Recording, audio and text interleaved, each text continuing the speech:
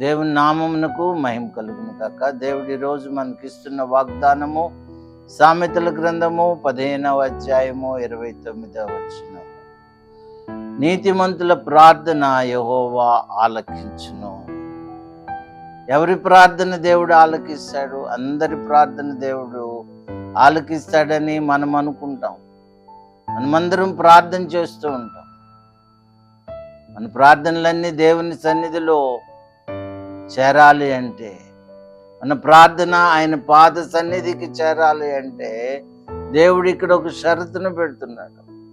నీతిమంతుల ప్రార్థన అనే ఒక మాటను దేవుని వాక్యము మనకి జ్ఞాపకం చేస్తుంది. నీతిమంతుల ప్రార్థన ఆయన అంగీకరించును.